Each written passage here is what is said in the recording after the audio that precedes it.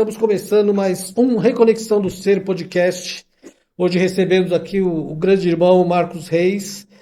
Mas antes de falar dele, vamos agradecer ao Além do CNPJ, que sem esse patrocínio, sem esse apoio, não seria possível a realização disso. Então, gratidão aí ao Felipe e a todo o grupo Success, inclusive. Então, Marcão, eu não vou nem falar do Marcão, vou deixar que ele se apresente, porque o barato é louco. Marcos Reis, por gentileza, fale-me. O podcast, da sua palavra, é para falar da vida, sabe? Excelente. Vamos falar da vida. Então, conte a sua vida um pouquinho, onde você nasceu, começa do Bom, começo. primeira coisa, né, agradecer ao Luiz, amigo muito antigo aqui, saber que tem um podcast aí super legal da Reconexão e é um prazer estar aqui. Então, antes de tudo, eu agradeço a oportunidade e acho que isso faz parte da vida. Agradeça antes e viva a vida, né? Bom, eu sou nascido em Guarulhos, né? Cidade aqui dos índios barrigudinhos, né? Guarulhos significa índio barrigudo. Vocês podem ver que eu faço jus, né? A essa história. A minha vida, eu já morei em vários lugares do Brasil. Eu amo o xamanismo, amo estudar a cultura celta, principalmente, que é a que me chama, que toca meu coração. Mas além do xamanismo, de todo esse trabalho, eu tenho uma formação, né? Fiz universidade, estudei no Mackenzie, tenho pós-graduação em psicologia analítica junguiana, pós-graduação em arte-terapia e hoje eu trabalho como arte-terapeuta também, né? Sou filiado à ATESP, que é a Associação de Arte-Terapeutas de São Paulo, e ao BAT, que é a nacional, e essa é a minha vida hoje. Eu faço atendimentos às pessoas e faço os trabalhos espirituais com o xamanismo, com um foco muito grande nos celtas, que é a minha paixão. Mas eu sempre vou honrar o Brasil e a força do xamanismo brasileiro. Então, resumi minha vida aqui em alguns segundos para vocês e no bate-papo a gente vai aprender muito mais. E falando de aprender muito mais, o que te tocou primeiro? Os índios barrigudinhos ou o TI? Como é que foi essa infância, assim? Que Guarulhos era outro mundo, né? Guarulhos era Hoje interior de São Paulo. Hoje faz parte da é. cidade de São Paulo, Você roubou né? goiaba, né? Pelo jeito você aprontou, né? Pitanga, como a gente fala, vamos lá no morro pegar umas pitangas, né? Bom, eu não sei dizer o que veio primeiro, mas a TI ela entrou na minha vida de uma forma muito interessante. Por quê? Eu venho de uma família simples, né? Eu não vou falar pobre, que minha família tem pessoas muito inteligentes. Meu pai era um administrador, minha mãe era dona de casa, mas eram pessoas de uma inteligência absurda. Meu irmão mais velho, por exemplo, falecido irmão, ele tinha um QI muito mais alto do que o normal. Ele tinha até dificuldade em relações com pessoas, de tanto que ele era inteligente. Então eu venho de uma família de pessoas muito inteligentes, porém sempre simples e humilde. Eu não tinha dinheiro para fazer uma faculdade e eu queria fazer uma faculdade. Então eu fiz uma prova no Mackenzie, passei entre os primeiros e ganhei uma bolsa de 100% para estudar lá.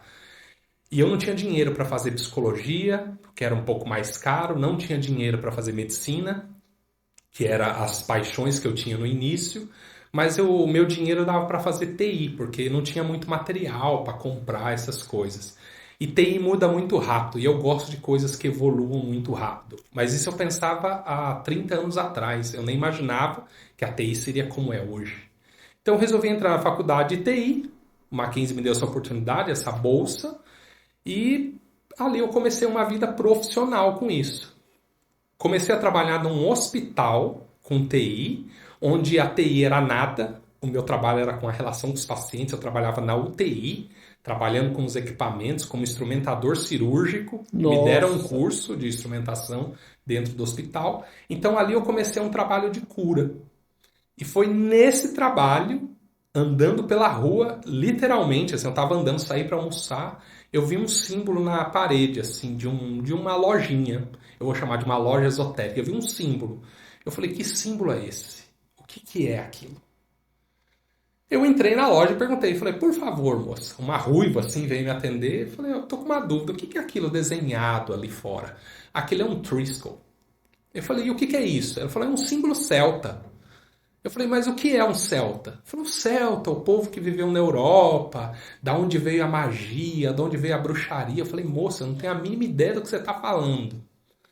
E ela me falou, poxa, sábado vai ter uma palestra aqui, você não quer vir? Eu falei, eu posso vir, mas quanto custa? Lembrando que eu não tinha dinheiro pra nada. É, Ela falou, não, é 1 quilo de ração pra cães ou gatos, é o ingresso. Eu falei, então sábado eu estou aqui. E sábado eu fui lá atrás da resposta do que eram Triskel, do que eram celtas, do que eram os druidas, do que eram xamãs. Essas são as respostas que eu fui buscar naquele dia. E eu estou aí há quase 30 anos tentando responder essas mesmas perguntas, vivenciando essa vida, né? essa Então, vida. nossa, você viu que eu fiz uma ponte da Foi TI para hoje, maravilhoso né? a eloquência. E quantos anos você tinha nessa época? Há Eu 30 anos tinha atrás? 20. Você está com 50? Não, hoje eu tô com 46. Ah, Eu falando tá. quando comecei a universidade foi em É, 97. 97. Foi ali que. Foi ali que a coisa virou, assim. Eu gostava de coisas nativas antes, gostava, eu tinha uma paixão por aquilo, mas eu não tinha noção do que era aquilo. Eu assistia, por exemplo, Arquivo X, que era a série da minha infância, ali, da minha início da adolescência, e falava o que é paranormal, ficava aquele era paranormal, que não sei o que lá paranormal. E aos 14 anos, eu fui num curso numa igreja com um padre que dava um curso de paranormalidade, um padre. Padre Quevedo? Não, não era o Quevedo. Era um outro padre de Guarulhos que eu não me lembro o nome dele hoje. Eu sei que era numa igrejinha ali em Guarulhos que ele dava esse curso. E eu perguntei se eu podia. Ele falou: ó, pela sua idade, sua mãe tem que autorizar, mas eu fiz um curso de paranormalidade para entender o que era aquilo. Então, alguma coisa em mim já me chamava, já me puxava, mas eu não sabia explicar o que que O que que era. era? Minha mãe era católica, né? Meio bruxa, eu sempre falo. Por quê? Porque ela gostava das questões do dia a dia, de uma bruxa das ervas, de um alimento bem feito. E ela falava que lá na ilha onde ela morava tinha uma bruxa famosa. Minha mãe morava na Ilha da Madeira, minha mãe é portuguesa. Portuguesa. Mas ela falava isso pra mim, era um conto de fada, era uma história, assim, né? Eu não sabia exatamente do que ela estava falando. E meu pai é cigano. Meu pai é de família cigana, ele tinha todos os trejeitos ciganos, mas ele não vivia em tribo cigana. Era alguém que vivia na cidade, assim, mas ele era um cigano todo. Você olhava pra ele e falava, nossa, esse cara é cigano, Canivete e né? tal. Tudo, canivete, ele tinha uma cruz de caravaca que ele gostava por uma questão do meu avô, né, que era o cigano, né? Mas ele nunca me falou a respeito disso. Por exemplo, meu pai não ia na igreja, ele só ia em uma missa por ano, que era a missa de Ramos, que eu não entendia muito bem por quê. Aí depois ele falou que tem a relação dos ciganos, que colocavam ali para Jesus pisar. Então ele tinha toda aquela ideia. Então isso fez parte da minha vida, mas de uma forma muito sutil. E eu não sabia direito o que significava isso dentro de mim, né? Só depois que eu fui atrás da resposta desse símbolo do Triskel, é que as coisas começaram a ser mais claras na minha vida. Fazer sentido, né? Fazer sentido e achar um rumo, né? Eu acho que eu tinha idade suficiente para isso, eu tinha maturidade suficiente. E eu falo, os deuses sempre foram generosos comigo, porque tudo de coração que eu pedi para os deuses até hoje eles me deram. A lei tríplice sempre funcionou comigo. Tudo aquilo que eu fiz, que eu pedi de bem, os deuses me deram 3 vezes mais. E tudo aquilo que eu fiz de errado na minha vida, os deuses me cobraram 3 vezes mais também. E não foram fáceis, viu? Fica bem claro. O barato é É louco, louco. né? E o processo é lento. E vem cá, você entrou no caminho, no seu caminho, na verdade, né? Que o caminho Exato, vermelho é o seu, cada um tem o seu. exato. E você já foi direto pro Celta. E como que entrou a música nisso daí? Que eu sei que você também tem toda essa parte. Bom, eu acho que foi até um dos motivos pelo qual a gente se conheceu Foi, algum tanto de ano atrás aí. A música, ela faz parte a música celta ela é muito popular hoje em dia, né? Todo mundo que fala de música ligada à bruxaria, à magia, tem a ver com os celtas, maravilhosa. São sons. né? E eu falei, poxa, eu comecei a confeccionar tambores, aprendi a fazer tambor lá com Marcos Fraga, a primeira vez que eu fiz um tambor, e aquele som reverberando, eu falei, poxa, por que não tocar músicas, né? Porque é só fazer toque de tambor xamânico. E aí eu fui atrás da música celta também, do tambor celta, que é o bodhran, que é um pouco diferente do tambor xamânico nosso. Qual que é o nome? Chama bodhran. Bodran. Ele lembra um tambor xamânico, a diferença é que ele não tem as amarras atrás. Os celtas, por serem ótimos ferreiros, eles pregavam o Couro. couro. Tá. Então é um tambor com aro, só que pregado.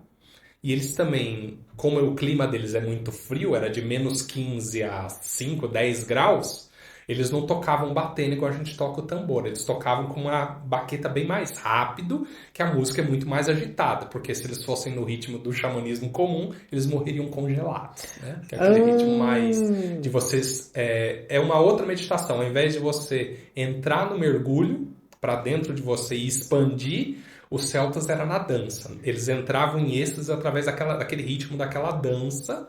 Então, por isso que o tambor é um pouco diferente também. E aí eu comecei a trabalhar com os tambores, a confeccionar, e com o tempo veio a música, né? Eu toquei no Olen Sof, que é uma dupla maravilhosa do Marcelo e da Fernanda, amo eles de paixão, e fiz um trabalho com ele. Depois comecei a tocar com a Meryl, que era uma música com uma proposta de folk irlandês, que tinha um quê da música celta, que também foi um projeto maravilhoso que durou anos aí. E aí a música fez parte da minha vida também, além das questões do xamanismo, né? Para mim era uma outra forma. Eu acho que a música ela atingia mais pessoas com o conceito do amor do que o próprio xamanismo, porque a música era para todos. O xamanismo, ele não é para todos, ele é um pouco mais restringido para algumas pessoas que querem essa vivência espiritual. Agora, a música é o espiritual de todo mundo. Eu diria que 99% das pessoas do mundo tem um ritmo dentro de si. Então a música toca essas pessoas. É assim que eu entrei na música também, né? também, a gente vai. Você sabe que eu, como você, né, terapeuta holístico, vamos falar assim. Então Exatamente. o podcast hoje é muito interessante porque a gente fala a mesma língua, né? Vai lá, volta, vai para cá, vai para lá. E aí eu chuto logo perguntando do TI, os tambores que te levaram à música celta, que é a sua origem, da arte terapia. A arte terapia, no seu caso, você está juntando tudo isso para um atendimento? Como é que você funciona? Porque como tem o TI, eu quando vou atender alguém, eu tenho muito a profissão da pessoa, porque tem uma mente ali, né? Uhum. Tem um programa ali que facilita para a gente transitar. Como é que você faz isso com tudo que você tem aí, fora o que você não falou ainda? Então, assim, a arte terapia, ela é um processo terapêutico, eu vou chamar até recente, comparado a outras formas terapêuticas. Nós temos a psicologia, que tem aí 100, 200 anos, não sei Yang, Yang, especificar, mas com o nome psicologia, uns cento e poucos anos. A psiquiatria é um pouco mais antiga, que é o estudo da mente.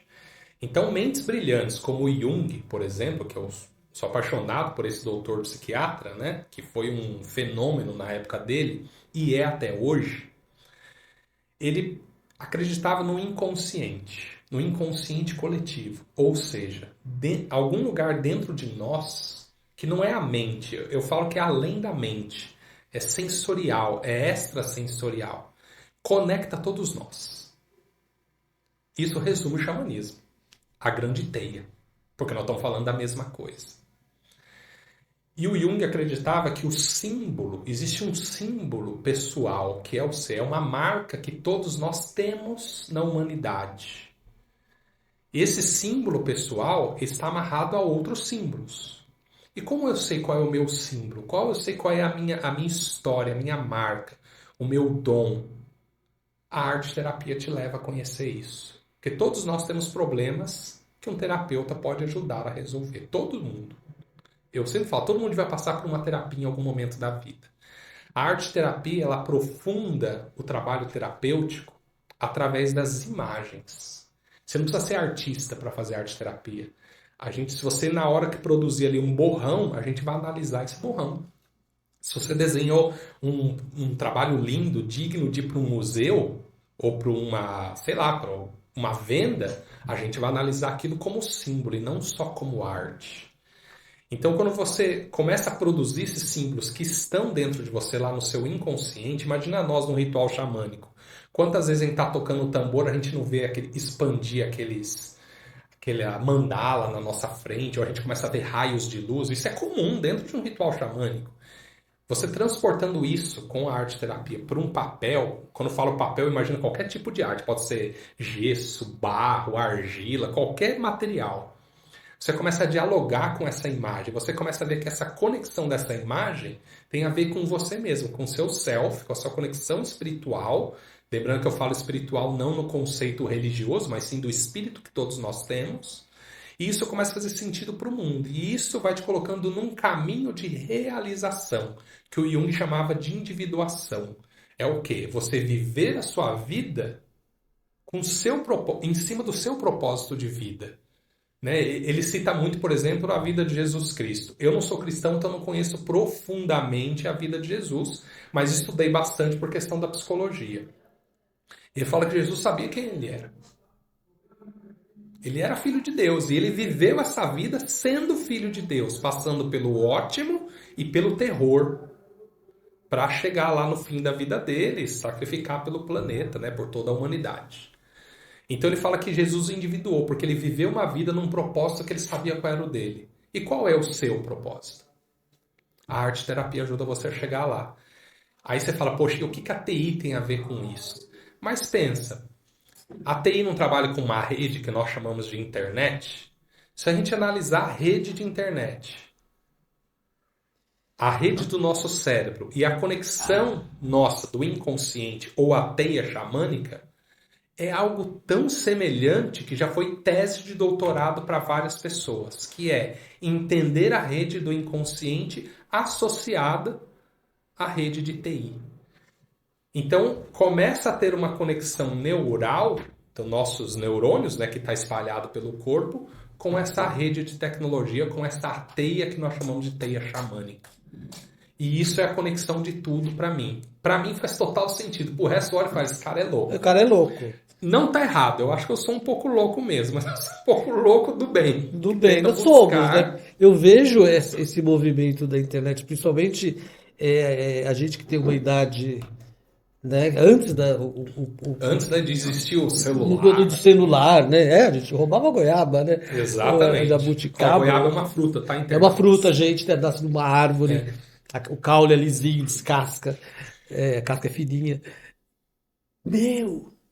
Quando eu comecei a perceber esse movimento da internet, é muito esse negócio do cérebro, que o computador é É uma muito. imitação do cérebro, uma tentativa, né? Exatamente. E aí, como é que você tá vendo essa virada do mundo? Porque como a gente começou antes, eu falo a gente porque, né, no xamanismo, vamos falar assim, com as medicinas e tudo mais, e agora com essa expansão dessas informações de uma forma. Porque eu falo, minha filha uma vez pegou um cristal meu lá, pôs lá, tipo, enfeite. Eu falei, meu, esse cristal é meu. Ela falou assim, rapaz, eu tô pondo aqui porque tá bonito. No altar, não tinha problema nenhum, mas ela pegou com uma autoridade no altar dela. Eu falei, meu, subi uma montanha para pegar esse cristal. Tem uma história esse cristal, né?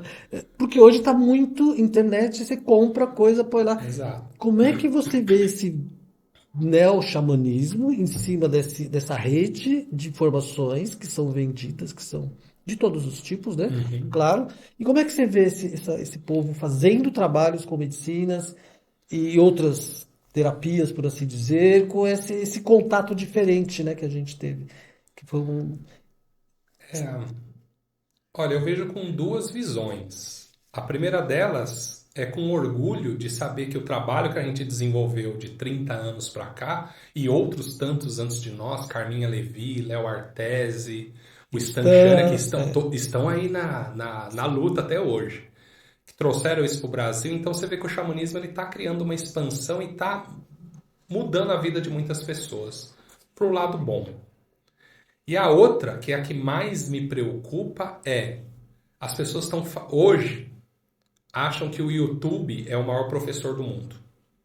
Então as pessoas estão fazendo cursos sem qualquer experiência, levando isso para os outros.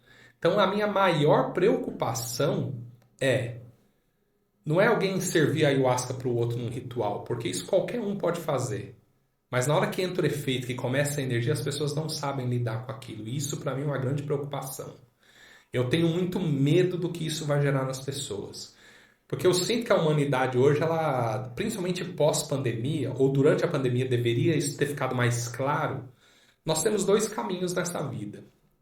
Ou a gente embarca nesse mundo tecnológico morto, sem qualquer relação um com os outros, que isso é uma preocupação. Hoje eu vejo jovens, eu trabalho muito com adolescente, que não tem um diálogo como a gente tem, que não tem uma conexão um com o outro. Tudo é virtual. Então falta alma. E se o xamanismo que está sendo colocado hoje, esse neo-xamanismo, não observar que o resgate da alma é importante, ele vai cair por terra, ele vai se tornar algo eletrônico. Daqui a pouco vai ter um app do xamã, né? E isso é dolorido. E por outro lado, essas pessoas que falam, não, pera um pouco, eu quero viver a minha vida, eu quero ter uma conexão, por mais que sejam pessoas que ficam mais isoladas, mais sozinhas, mas que têm uma conexão com a sacralidade da vida, ou seja, entende que beber essa água é importante, que a relação que eu tenho com a comida que eu como é importante, com as mãos que passaram para plantar, para colher, para transportar. Se eu não olhar isso com sacralidade, esse xamanismo ele não existe. Esse neo-xamanismo ele não é nada se eu não souber respeitar tudo isso antes. Então, quem sou eu para servir a ayahuasca para alguém, ou fazer um ritual de Jurema, como eu faço muitas vezes, ou ibogá, ou ritual do cacau, ou ritual da mandioca, ou o rapé, o cambô. Quem sou eu para fazer isso se eu não honro a sacralidade do planeta e das pessoas? Porque eu estou lidando, né? O Jung falava isso. Você pode saber todas as técnicas, ser o bambambam bam, bam do mundo. Quando eu estou atuando com alguém, é de uma alma para outra.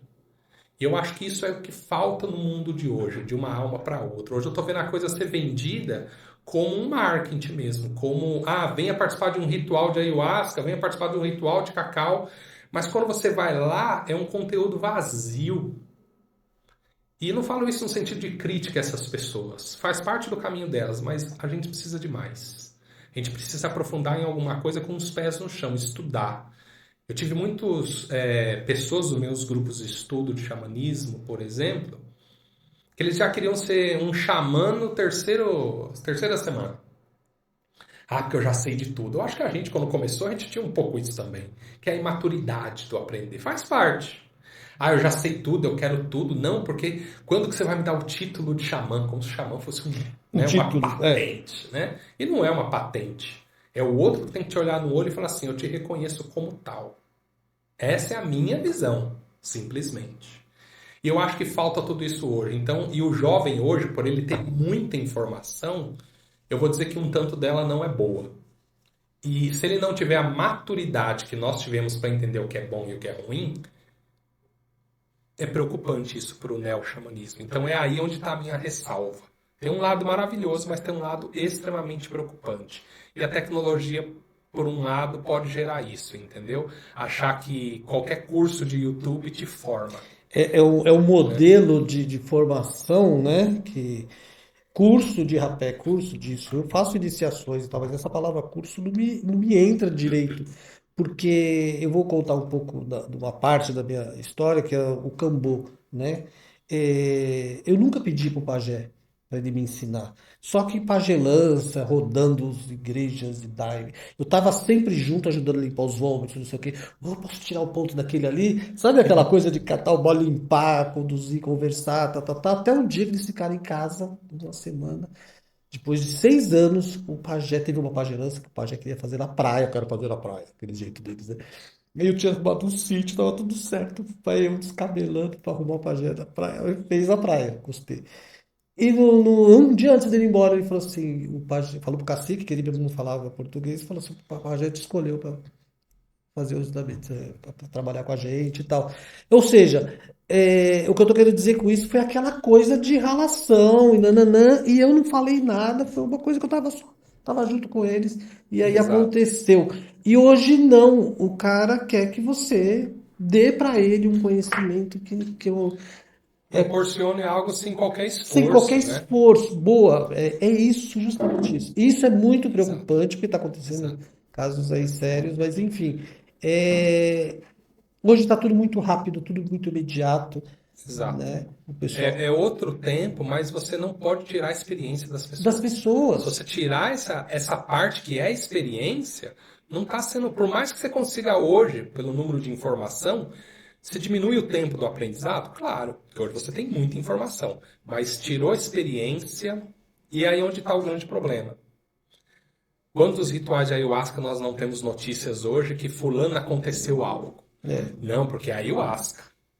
Não é a cocaína que o cara usou antes do ritual, não é o excesso ali de um outro uma outra droga ilícita que ele usou antes, chegou ali para o ritual louco, tomou ayahuasca e teve um piripaque, teve um problema, que pode até levar ao óbito, né? Aí a culpa é da ayahuasca, porque ele estava num ritual de ayahuasca, e aí a culpa é de quem? Da ayahuasca. E aí eu falo, poxa, como pode? E como eu já vi rituais de ayahuasca, fui convidado para ver, nos intervalos as pessoas usando outros tipos de drogas ilícitas. Quando eu falo ilícitas, porque nós temos uma lei. Eu gostando ou não gostando, ela tá lá. Eu não vou na bocada comprar maconha. Eu tenho algo contra quem fuma? Claro que não. Fique à vontade, seja feliz.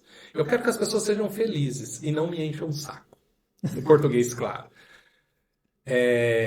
Mas se quiser me encher o saco, eu vou receber com o mesmo prazer, não tem problema. Mas assim, eu não vou numa bocada, porque o problema não é você plantar sua erva, colhê-la e usá-la. Eu acho isso maravilhoso. Eu estive no México, em outros países da Europa, onde é legal. Então é legal você comprar com a pessoa que plantou, você consegue ver toda da onde veio, você consegue visitar as plantações.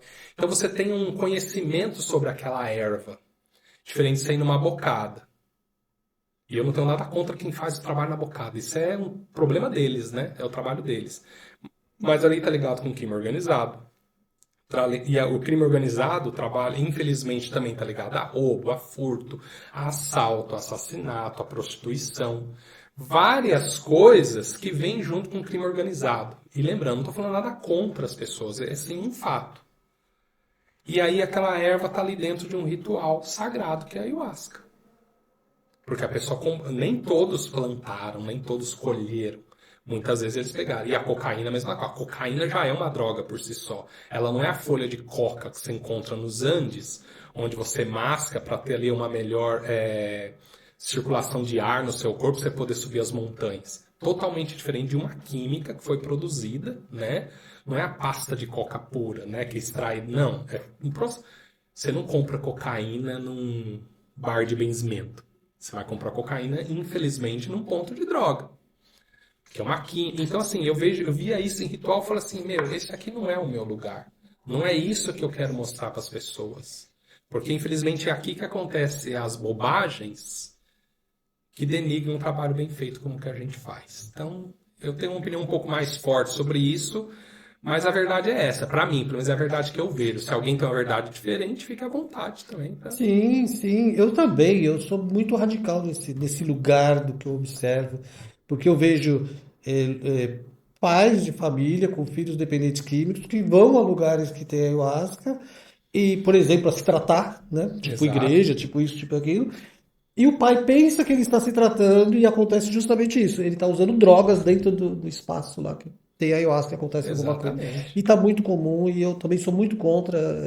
E na verdade é esse trabalho de conscientizar esse povo todo que, velho, Exato. não é isso, não é assim que funciona, E né? a ayahuasca, ela pode ajudar um trabalho com dependente químico? Pode. Pode e muito. Com uma pessoa que está ali acompanhando e fazendo o trabalho de tirar a dependência química da pessoa.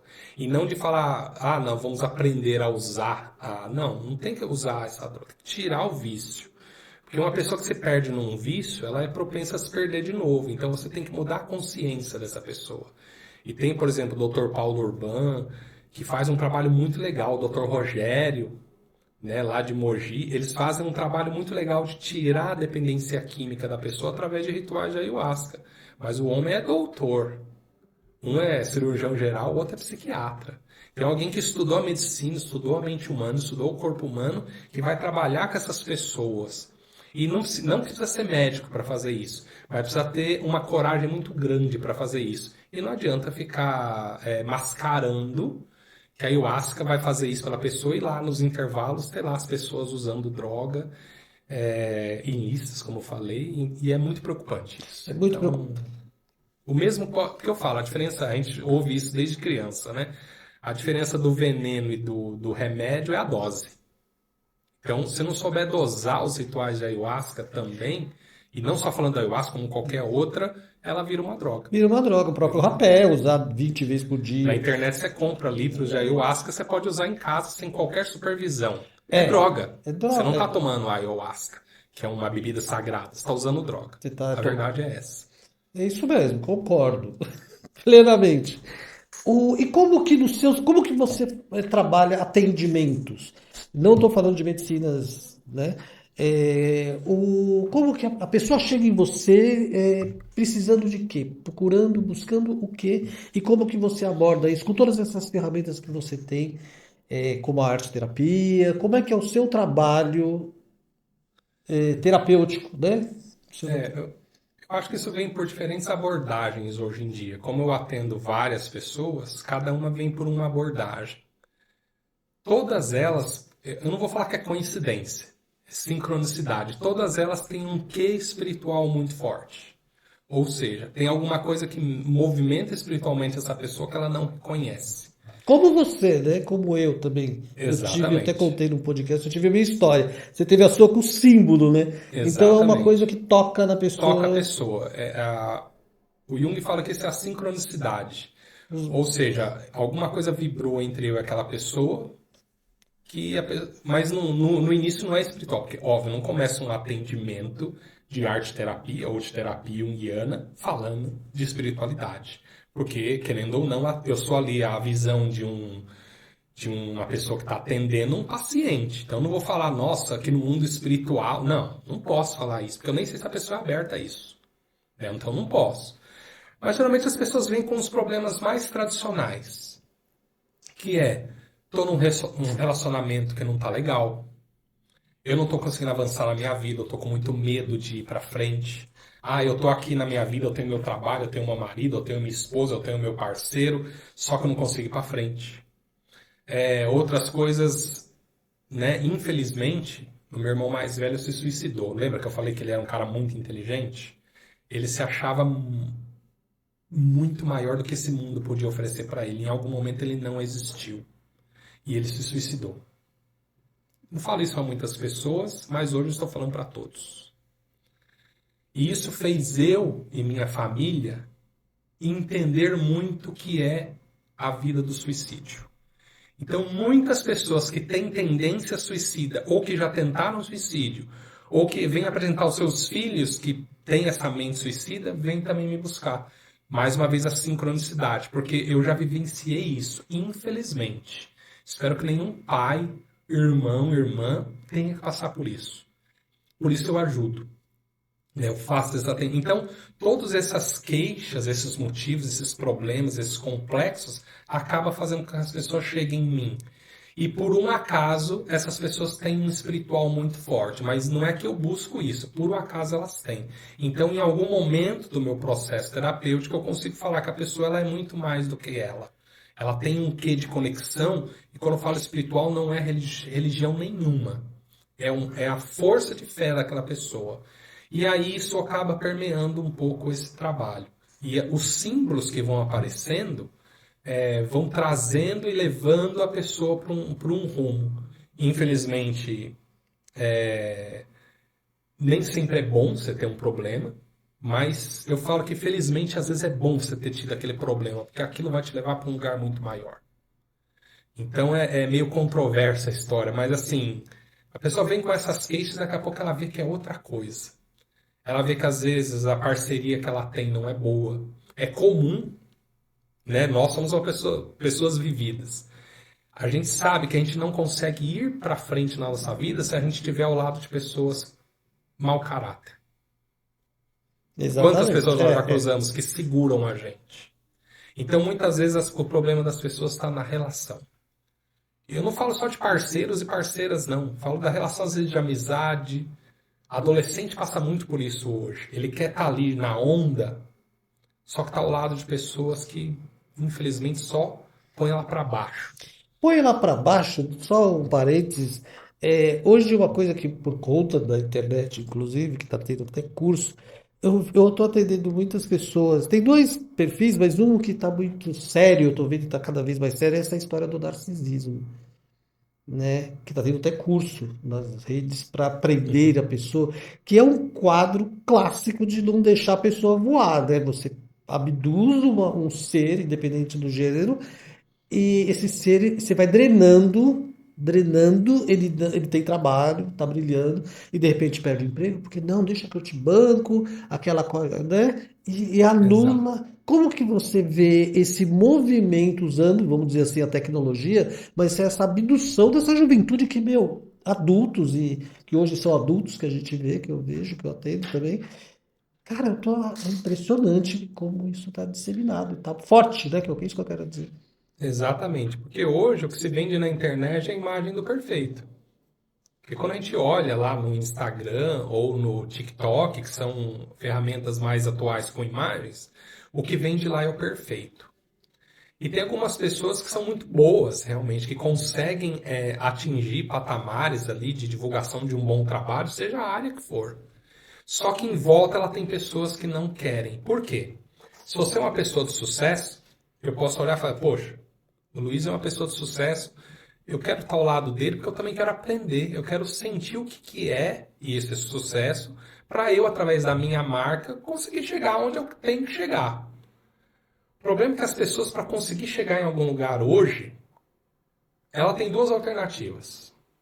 Ou ela estuda, pratica e desenvolve o melhor dela para ela ser o melhor no caminho dela, ou ela puxa o tapete. Puxa o tapete de quem está acima dela para que ela assuma esse lugar sem qualquer preparo e geralmente destrói não só o caminho da outra pessoa, como si própria, porque a pessoa ela não tem poder para ser. Quando eu falo poder é saber, conhecer, poder próprio mesmo de ser uma grande pessoa. Só que na internet todo mundo é bom hoje. Na internet todo mundo tem voz, todo mundo é bom, todo mundo sabe tudo. Eu vejo, por exemplo, garotos de 18 anos que são influencer coaching de outras pessoas. Tem alguma coisa contra o trabalho dessa pessoa? Não. Mas será que ela tem experiência suficiente para isso? Porque eles têm os dramas deles. Será que essa pessoa por trás está resolvendo os dramas deles mesmo? Porque todo mundo tem. Com 18, com 28, com 38, com 48, todo mundo tem. E aí a gente começa a denegrir a imagem do outro. Então tem pessoas que se acham, né, que você falou do narcisismo, né, se acham plenas em tudo que não olham para o outro lado.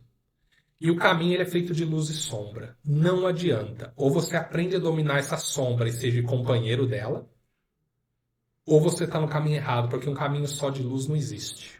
Um caminho só de luz tem uma sombra. Se você não reconhece essa sombra, ou seja, ser igual para igual e eu vou desenvolver melhor o meu caminho, você está perdido, porque você está vivenciando somente uma sombra, está vivendo somente a força do ego, que é importante para a pessoa, mas só viver o ego você esquece do self. Só viver a consciência você esquece do inconsciente. Só viver a luz você esquece da sombra. Então não adianta. Então é meio complexo, né? Eu acho que eu não respondi nada do que você perguntou. Porém, A informação super. a informação é mais ou menos assim. Mas infelizmente hoje eu vejo pessoas que só querem passar a perna umas nas outras. Eu vejo isso no mundo do futebol, que a garotada adora. Eu vejo isso no mundo Big Brother, que eu não assisto, não gosto, mas vejo isso. Então eu não vou falar que eu sou contra o programa, não, eu não assisto. Não serve pra mim. Mas eu vejo as pessoas comentando isso. Ou seja, eles criam ídolos que são inalcançáveis, porque aqueles ídolos são produzidos, aquilo lá não é a verdade deles. Só que a gente acha que é. E cria, né? Essa semana o Elon Musk, eu acho que é esse o nome dele, Elon. Elon É, Musk, Elon. lançou o foguete lá que explodiu e consideraram um sucesso. Considerado um sucesso? Não Um sabia. sucesso, porque Eu vi que disseram que explodiu. consideraram um sucesso. Explodiu o negócio, deu errado. Então, assim, nossa, que aquele cara faz isso. Legal. Mas pra quê? Eu fico pensando assim, pra que algumas coisas existem? Nada contra ele investir o dinheiro dele nisso, mas tem tanta outra coisa. Então, esses caras se tornam símbolos de coisas inalcançáveis para os outros mortais. Os pobres E as mortais, pessoas né? ficam lá querendo isso, e aí pensa eu como jovem, sei lá, eu sou um adolescente que vejo um dono do Facebook dizer que ele não tá nem aí pro que é feito no Facebook, que ele tem lá os bilhões de dólares dele e ele não se preocupa. Tá certo ele não se preocupar? Tá certo, ele criou um software, ele faz sucesso, mas ele é inconsequente. Você vê um cara que tem dinheiro e gasta de qualquer jeito.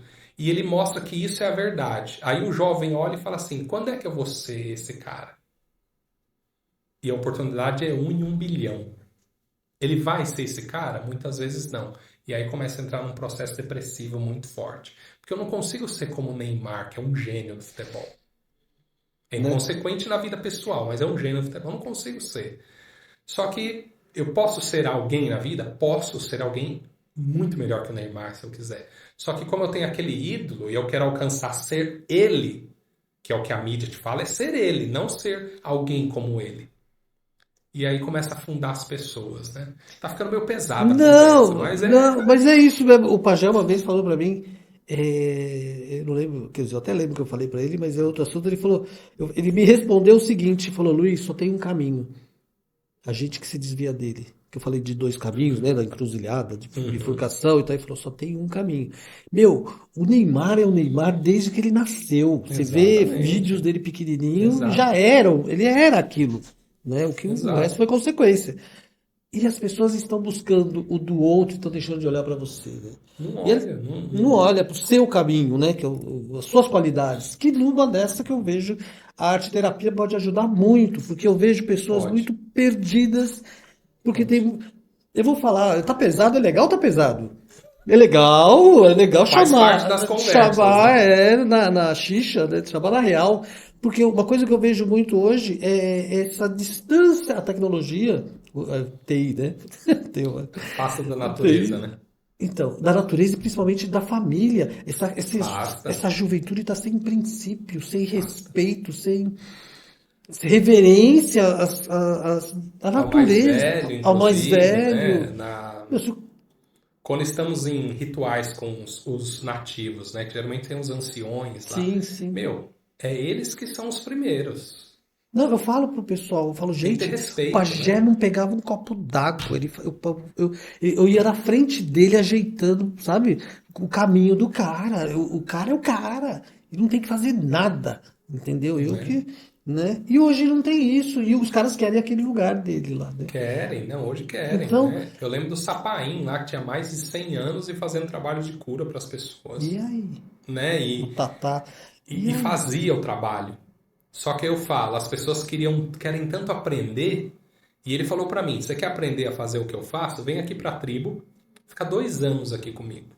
A gente vai entrar na oca lá e 2 anos eu vou te ensinar, só que você não pode sair. E aí? Você não pode se distrair, é isso que ele queria dizer. Não é sair da treva, você não pode se distrair. Você tem que focar nisso aqui. Quem é que tem essa coragem hoje em dia? Mas você foi pra floresta, né? Vamos Foi, virar. Eu foi. lembro que uma vez você teve uma pena de Gavião Rei, né? Isso, lá da Que Amazônia. você achou da trilha, né? Que É. veio pra você. Me conte do. Ah, eu falo que é uma das partes mais gostosas da minha vida, né? Eu recebi o convite para ir trabalhar em Manaus. Lembra que eu falei que eu fiz TI e trabalhava em hospital, né? E alguém lá de Manaus falou assim, Marcos, nós precisamos de alguém que implante um sistema em toda a rede hospitalar do Amazonas. Nossa! Contanto que eu não sei se ainda é, mas na época era a maior implantação de sistemas em rede do norte do Brasil, na época, né? Nos anos 2002, 2003, né? Faz aí uns dias já. E toda a rede hospitalar precisa ser alguém que entenda de hospital, e você entende de TI, e você entende de pessoas. Você topa fazer isso? Falei, Nossa! meu, morava ali em Guarulhos, né? Com a minha família, ia ter que largar tudo, mas eu já gostava do xamanismo. E eu ouvi uma vez de um mestre do xamanismo que me falou assim: você tem que honrar os seus ancestrais, que são três: os ancestrais de sangue, os ancestrais espirituais e os ancestrais da terra. Os de sangue é pais, avós, bisavós, por mais que eu odeie eles. Não é o meu caso, eu amo eles. Mas por mais que eu odeie eles, eu tenho que honrar da onde eu vim. Porque se eu não sei da onde eu vim, jamais vou saber para onde eu vou. Isso é uma lei quase que universal. Os ancestrais espirituais é aqueles que seguiram o caminho espiritual que eu sigo antes de mim. Os xamãs, os druidas, né, lá da Europa. E os ancestrais da terra, ou seja, quem pisou nessa terra onde eu estou antes de mim, os nativos. E me veio isso na cabeça quando eu disse pro cara, sim, eu aceito. e fui pro Que Amazonas. legal. Fui para lá, né? Me ambientei em Manaus. Marcos, você vai precisar viajar agora para Manacapuru, que é uma ilha em frente a Manaus. Agora você vai para Bagé. E eu fui começando aí. Aí chegou Cada uma vez mais hora que as interiorando, né? estradas não levavam mais, Barco. que era barco. E aí você começa a cruzar os indígenas no meio do caminho. Aí depois eu fui pro Xingu, pro Baixo Xingu, né, que já não é mais a região da Amazônia, mas vamos continuar lá em Vamos lá cima, em cima, é. né? E aí eu fui vivenciando várias coisas com essas tribos. Ou seja, eu tinha as minhas folgas, eu trabalhava 11 dias seguidos e ficava 11 dias de folga. Era mais ou menos assim que funcionava, porque eu tinha que ir para um lugar ficar 11 dias. Então, em vez de eu voltar e falar, eu posso ficar por aqui, aí eu ia conversar com os ribeirinhas. Eu ia conversar com, onde tem uma tribo aqui? Ah, tem a tribo ali, sei lá, os Araras. Posso ir lá? Antes a FUNAI te dava uma carta, assim, que você podia... Não, aí eu ia lá. Poxa, ó, eu sou, né, um cara, né, um branco, não indígena, que vim aqui, gosto disso. Lá em São Paulo eu gostava dessas coisas. E aí, com o tempo, isso demorou mais de um ano, eles começaram a me acolher. Que eles falavam, pô, esse cara tá tão insistente, esse branquelo aí, que nós vamos começar a ensinar alguma coisa para ele. E aí eu comecei a vivenciar coisas na tribo mesmo. Eu não morei com os índios. Tem gente que fica lá uma semana e fala, morei com os índios. Não, o máximo que eu passei dentro de uma tribo foram 11 dias. Né? Lembra que eu falei das folgas? Um Períodos. período. Eu fiquei vários períodos, mas o máximo que eu fiquei seguido foi 11 dias. Eu nunca morei com os índios, né? Então as pessoas confundem isso, né? Então eu fui lá, literalmente, entenda literalmente, eu tirei a roupa Tudo. e sei como eles, me tornei um deles, é que eles começaram a me acolher, né? Que eles falaram, poxa, esse cara, ele quer ser um igual. Aí foi onde eles começavam a fazer as pinturas no meu corpo, eu comecei a entender a simbologia de tudo isso. E aí no meio do caminho, né, as penas, né, que você vai colhendo, né, poxa, essa pena que eles falavam, ó, uma pena aí de urubu-rei, gavião-rei, agora eu também não me Gavião lembro, Rei. faz muitos anos, é o gavião-rei, se não me Gavião engano. Rei, aquela lá. Então é pra você, né, e o mesmo aconteceu com outros, né, e a experiência mais gostosa eu vou contar essa, você não perguntou, mas eu vou contar. Não, conte, estamos aqui Eu para... tava com os indígenas, eles estavam todos andando assim em fila, a gente ia de uma tribo para outra. Era uma viagem, Uma tribo, você fala, uma tribo mesmo, não, uma tribo para não é a outra. mesma etnia, era outra Não, etnia. eu acho que Uma eles eram da aldeia para mesma outra. etnia. É, Por exemplo, quando a gente fala os índios Fucaxós, é a união dos Cariri-Chocós com Funiôs. Então eles têm um pouco essa... O índio tem uma explicação maravilhosa. Todos somos parentes. Ponto. Não é? É lindo isso. Todos somos parentes. maravilhoso, os parentes. Então nós fomos visitar uns outros parentes. E era, ó, eu vou 4, 6 horas de andando a pé no meio da mata. No meio da mata não é no coração da floresta amazônica, não, porque a gente nem consegue respirar lá. A gente vai sempre beirando o rio, que é onde a gente consegue respirar. Então a gente estava andando assim, todo mundo lá em filinha, né? Andando, e eles vão às vezes cantando, às vezes falando bobagem, né? Falando sobre futebol, bobagem mesmo, assim, no sentido geral. Não que eu acho futebol uma bobagem, eu gosto bastante. Mas falando de coisas, e a hora eles falavam, então a hora às vezes eu olhava uma árvore diferente e eles falavam, ó, isso aqui é uma árvore não sei o que lá, e me explicava alguma coisa, assim, que sabia que eu gostava, É assim né? que E eles aprende, querem né? se sentir também úteis, importantes pra gente, eles estavam ali pra me ensinar. E uma hora eu resolvi e falei, ó, gente, eu preciso, né, fazer um xixi aqui. Ah, tá bom. E eles ficaram ali falando, eu desviei da trilha, uma trilha que eles viam, eu não via, mas eu desci assim por um lugar e comecei ali a fazer o meu xixi ali, né, tipo como normal. E de repente eu senti uma sensação estranha, não sei explicar. Mas é como se um raio de sol tivesse entrado no meio da mata e iluminou as folhas assim à minha frente. Aquele monte de samambaia gigante, né? Que eu falo que dentro da floresta parece um monte de samambaia, assim. Que está mais ou menos da sua altura, assim, aquelas plantas, né? Fora aquelas árvores gigantes. Quase que fechando o sol todo. Deu um brilho diferente, assim. Eu falava, nossa, que brilho é esse, né? Eu achei que tinha raio de sol entrando e as plantas estavam molhadas e deu um brilho diferente. E aquilo me deu uma sensação que eu não sei explicar. É como se eu tivesse pulado, assim. A mesma sensação é quando eu pulo, sabe? Quando você sobe numa pedra e pula dentro d'água, você sente aquela liberdade, aquele frio. Eu não sei, eu nunca pulei de paraquedas, eu tenho um pouco de medo de altura, mas imagino que é aquela sensação de liberdade. Parece que alguma coisa te abre. E eu falei, nossa, né? Eu terminei o que eu tava fazendo, virei para trás, né? Porque aquilo me deu um certo, né? Dá uma euforia. Virei para trás, vou voltar. Voltar para onde? Eu comecei a andar. Andar. E eu escutava os índios falando, né? Eles falando, não, eu escutava aquele barulho, mas eu não conseguia aquele brilho assim, eu já não sabia mais onde é que eu tava. Até que uma hora eu achei ali, né? Voltando ali, sei lá, durou 5 minutos isso. Voltei pra trilha, eles lá, tudo eufórico, os índios. O que foi, mas o que aconteceu? Eu falei, não aconteceu nada. Eu fui ali fazer xixi só. Não, mas como assim? Já faz mais de uma hora que a gente tá aqui procurando você. Eu falei, não faz 5 minutos. Ele falou, não, faz uma hora que você sumiu, a gente tá procurando você. Aí aquilo me deixou, né? Aquela sensação continuou. E eu falei, o que que eu vou falar para eles? Né? Uma hora deles, será que é 5 minutos meu? E eu entendi que naquele momento eu recebi uma bênção, seja lá qual for. Por bem ou por mal, eu recebi uma bênção e eu vivenciei aquilo. Então, essa sensação ninguém tira de mim. É inacreditável que eu vivenciei. Se toda a minha vida se resumisse àquele momento, eu estaria satisfeito com ela. Porque foi algo incrível. Não foi a única vez que aconteceu muitas outras coisas na minha vida. Mas isso é uma prova de que existe um mundo espiritual além de mim, né? E foi uma das coisas mais gratificantes que eu tive, fora o aprendizado, né? Os índios me amarraram na árvore pelado. Eles me amarraram, assim, era brincadeira. Depois eu descobri que era brincadeira, mas na hora eu tava puto. Eles me amarraram e falaram, não, agora você vai ser índio. Né? Quando eu falo pelado, que ele tá sem roupa ali, né? E, começou a escurecer e não tinha ninguém perto de mim. Eu não tava perto da tribo. A gente tava afastado. Largaram? Largaram lá. Largaram, sem água, sem comida.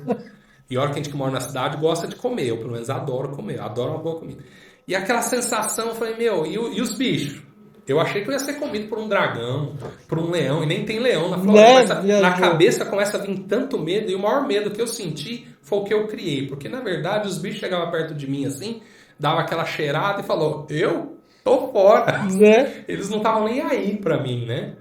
E aquele, você vê os insetos passando, os bichos, o fruto caindo, né? E eu fiquei apavorado ali, mas o maior medo que teve, na verdade, foi o que eu criei, porque não teve problema nenhum. Aí no outro dia eles vieram dando risada, me desamarraram. Você passou a noite lá, então? Passei a noite. Eles falaram que foi você não fala, não é? A gente fala iniciação, né? Mas eles falam assim, tá vendo? Você não quer ser índio? Agora você vai ser índio. Eu falei, vocês amarram todo índio, né? Eu entendi que foi uma brincadeira deles e eles adoram brincar com a gente. O indígena, ele adora fazer brincadeiras sem a gente saber. Né? Eles fazem isso mesmo com a gente, que é o quê? É o aprendizado deles, né? A gente no xamanismo chama de reioka isso, né? Que é ensinar pelo contrário, né? Que eles fazem uma brincadeira e a gente tira uma moral dele. Então, assim, eu vivenciei muita coisa legal com os indígenas, faço um trabalho bacana com eles até hoje, inclusive agora, né? Dia 20 de maio, né? Nós estamos em 2023, vamos fazer um trabalho com os indígenas lá em Paranapiacaba. Né, vamos fazer um trabalho de arte-terapia com os indígenas, então vai estar lá os Cariri Chocós e Funiôs. Então a gente vai fazer um trabalho muito gostoso com eles lá, e aí virou uma parceria que dura a vida toda. Infelizmente o Pajé Sapain já faleceu, que a gente fazia algumas atividades juntos. O Yanã, que era um amigo enorme, assim, um pajé de canto, né, cantando ali com seu maracá, me ensinou muito, inclusive o trabalho de ayahuasca, a gente fez 1 ano de treinamento com ele para a gente poder servir a ayahuasca para alguém a primeira vez. Olha só, fiquei 1 ano com o indígena, mostrando como que era trabalhar, como era lidar com a peia, como era lidar com a alma do outro, tudo servindo a ayahuasca. Só depois disso é que eu fiz a minha primeiro ritual de ayahuasca com outras pessoas. Você serviu, né? Que eu servi para alguém mesmo, né? Olha só, e eu me propus a isso, né? Então, as minhas histórias com os indígenas são maravilhosas, amo eles assim. É uma pena que está acabando, né? A Pajé Raimundo uma vez me falou, Marcos, o verdadeiro bicho em extinção na natureza somos nós indígenas, né? E realmente eu vejo cada dia mais isso, né? Que infelizmente são os indígenas que estão entrando em extinção. E quando eles entrarem em extinção, eu não sei o que vai ser do planeta. Porque o conhecimento da Terra, a sacralidade, eu vou por aqui. Obrigado, tá? Eu não sei, porque... E é isso que eu tento transmitir na minha arte-terapia. eu tento levar esse conhecimento, porque a arte-terapia ela é uma coleção de práticas artísticas, de práticas que envolve esse lado espiritual também. Uma partezinha da arte-terapia é o espiritual. Nem todo arte-terapeuta lida com a parte espiritual. Eu tenho muita experiência nisso, por isso eu lido muito bem. Mas a arte-terapia são várias técnicas, centenas, milhares talvez, de técnicas que a gente coleciona. Então, todo o aprendizado que eu tive com o xamanismo, eu consigo aplicar dentro da arte-terapia. Então, essa é a minha experiência. Esse é o meu diferencial dentro da arte-terapia. Eu aprendi coisas com a doutora, não com a doutora Anísia, coisas que a Anísia Silveira criou, né? A Anísia Silveira já morreu faz muitos anos, que é uma doutora psiquiatra lá do Rio de Janeiro, que criou o conceito que nós chamamos de arte-terapia. Ela não chamava de arte-terapia, mas ela criou o conceito que hoje a gente chama. Então, aprendi muito das técnicas dela, aprendi muito com o Jung, né, com as técnicas junguianas da psicologia e tantos outros mestres que passaram pelo meu caminho, que me ensinaram técnicas na arte-terapia. Fiz uma pós-graduação para isso também, né? E tudo isso eu coloco dentro do meu atendimento. Então, a pessoa que vem fazer arte-terapia comigo, ela carrega também toda essa experiência que eu tenho para oferecer para ela, seja qual for o problema que ela tenha. De uma dorzinha no dedo mindinho até eu tô perdido na vida, eu não sei para onde eu dou o próximo passo. Alguém da minha família se suicidou, alguém morreu, eu quero morrer. E o que você faz? Então eu vou atender a todas as questões que essas pessoas trazem com toda essa experiência que eu tenho. Que eu falo que é pouca perto de muitas outras pessoas. Tem gente com muito mais experiência, mas eu levo essa experiência para poder fazer a pessoa se enxergar através dos seus símbolos e através de gerar um bom caminho para a vida dela. Eu fui estudar psicologia positiva também, fiz uma formação com Martin Seligman, porque a psicologia, a terapia tradicional, tira você do problema e te traz para o aqui e agora, que é onde todos nós devemos estar. Mas como é que eu sigo? Para onde eu vou? A psicologia positiva te traz um olhar para frente. Eu adorei esse negócio da psicologia positiva. Então ele te traz uma visão de um caminho que você pode escolher seguir. Tudo é uma escolha para mim. Sempre vai ser uma escolha da pessoa. Mas você vê, eu também estudei, viu? Não foi só vendo Só videozinho no floresta, YouTube, não. YouTube não, né? Não, estudei um pouquinho só. Estudei. O estudo da floresta é diferente, né, do que o estudo da O time psicologia. é outro. É outro rolê, né? Tô falando pra caramba aqui, né? Você tá falando pra caramba Eu aqui. falo muito, né? Desculpa. Essa daqui é bruxa, por isso que ela fala que tá adorando, né? E é artista, arteira, né? Então vai Ótimo, os saber lá na arteiros são os frente. melhores. Os arteiros são bons. Me fala uma coisa. Você foi para a Europa também. A gente está falando de Brasil, México. E como é que foi, assim, estou falando a nível de alma, de que até então você, já te conheço, você já tinha estudado, já estava no xamanismo. Quando você bateu o pé lá na ancestralidade, lá na Europa, como é que foi essa conexão, seus estudos, que hoje você carrega aí para trazer para os... Bom, a primeira vez que eu fui, eu fiquei muito deslumbrado. Porque a primeira vez que eu fui para a Inglaterra e para a Irlanda. Escolhi ficar, como eu tinha só desculpa, como eu só tinha 15 dias, eu resolvi ficar entre os dois lugares para não expandir muito, né? Para poder curtir. Então eu estava deslumbrado. Tudo que eu via, eu ficava... né? Eu fui lá em Stonehenge. Poxa, você vê Stonehenge de perto, foi há milhares de anos, né? Desculpa. Os mestres daquela época, os pré-célticos, levantaram essas pedras em conexão com o astral. E você tá aqui no meio, sentindo... Olha, eu queria falar um palavrão aqui. Pode falar. Não, assim, foi um puta que um pariu. Aquela... Foi uma energia foi gratificante. E eu conheci Neil Grant na Irlanda, que é tão antigo quanto Stonehenge. Né? Que é um túmulo. Os celtas faziam túmulos como se fossem montanhas artificiais, e as suas galerias eles enterravam aqueles mais nobres para o mundo celta. Nobre não quer dizer só que tenha dinheiro, pessoas que tinham nobreza, como os grandes guerreiros, os grandes líderes, né? E o que os celtas me chamam de paixão? Os celtas não tinham uma ligação muito tipo, homem pode mais do que mulher. Os celtas sempre trabalharam com uma sociedade igualitária. Claro que devia ter tribos celtas que eram mais machistas e outras mais feministas. mas no geral eles eram igualitários. Homens e mulheres podiam ter os mesmos direitos. E isso eu acho maravilhoso para o mundo de hoje, Que legal, onde a cara. gente tem essa guerra do masculino e feminino hoje, né? Que o masculino predominou muito forte por um tempo, hoje o feminismo vem muito forte. A mulher que tem que ter o seu poder, né, o seu lugar, está conquistando e conquistou, ainda falta muito, né, para essa.